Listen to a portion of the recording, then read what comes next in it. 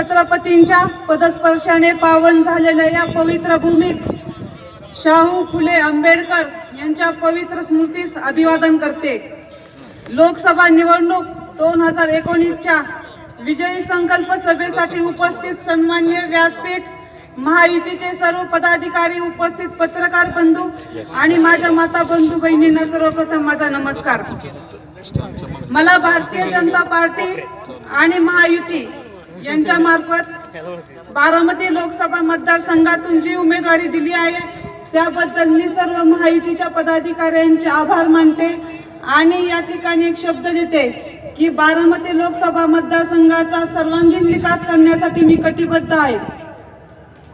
या देशात ज्या ज्या वेळी बंड झालाय त्या वेळी इतिहास घडलेला आहे आणि अशाच प्रकारचे बंड मी बारामती लोकसभा मतदारसंघातून प्रस्थापितांच्या विरोधात करत आहे आणि मला खात्री आहे ह्या वेळेस देखील इतिहास घडणार आहे आणि हा इतिहास घडताना या इतिहासाचे आपल्या सर्वांना साक्षीदार व्हायचंय, शिलेदार व्हायचंय आणि ह्या इतिहास घडवण्यासाठी आपल्याला येत्या 23 तारखेला जे लोकसभेचं मतदान होणार आहे त्या मतदाना दिवशी कमळ या चिन्हापुढील बटन दाबून आपल्या महायुतीच्या सर्वच उमेदवारांना आपल्याला विजयी करायचंय।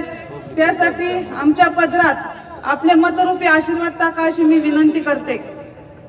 आणि हे मतदान केवळ महायुतीच्या उमेदवारांनाच नसून हे मतदान आपल्या देश सेवेसाठी आहे, राष्ट्र सेवेसाठी आहे। आपले पंतप्रधान आदरणीय मोदी साहेब यांचे हात बळकट करण्यासाठी हे मतदान आपल्याला गरजेचं आहे।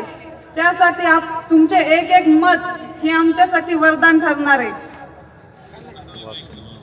आणि विजय हा निश्चित आहे।